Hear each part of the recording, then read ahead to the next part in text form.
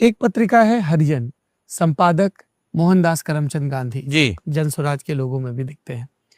महात्मा गांधी 1939 में हरिजन में लिखते हैं, अगर सरकार को शराब के राजस्व से ही चलना है तो वो सरकार पाप पर आधारित होगी। इससे पहले वो यंग इंडिया में भी लिख चुके हैं। 1921 में शराब मनुष्य को पशु बना देती है, विवेक को मार देती है, और 1925 में शराब गरीब को और गरीब बनाती है और परिवार को दुखी। बिल्कुल जन स्वराज ये कहता है कि हम गांधी जी की सारी बातें ठीक है और गांधी जी के सब बात से हम लोग सहमत हैं, लेकिन आपने जो भी पढ़ा मुझे ये बता दीजिए कि गांधी जी ने ये कहाँ कहा कि शराब को रोकने के लिए सरकारों को कानून बना देना चाहिए।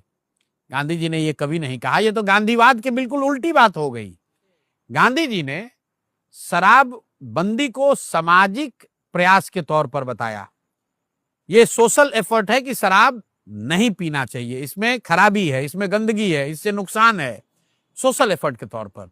ये नहीं कहा कि इसके लिए कानून बना दो कि जो भी शराब पिएगा उसको जेल में डाल देंगे, तो गांधीवाद की बिल्कुल उल्टी बात हो जाएगी। ऐसे ही 4 कोट मैं आपको गांधी जी के शाकाहार के बारे में भी पढ़ के सुना सकता हूं, जहां उन्होंने कहा कि शाकाहारी होना कितनी अच्छी बात है।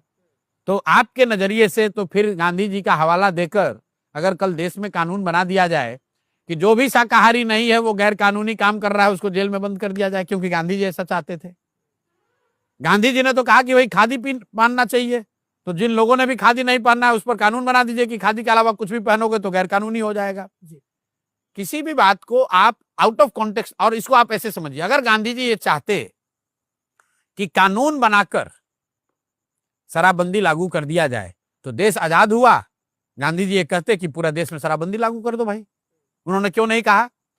एक और लाइन कोट किया जाता है जिसको आपने कोट नहीं कहा किया। कुछ लोग आकर जिसको बकैती कहते हैं गांधी जी ने कहा था, क्योंकि उन्होंने कहा है कि अगर मैं 1 मिनट के लिए भी डिक्टेटर हो जाऊं तो मैं शराबबंदी कर दूंगा। गांधी के शब्द हैं, ध्यान से सुनिए। उन्होंने कहा अगर मैं डिक्टेटर हो जाऊं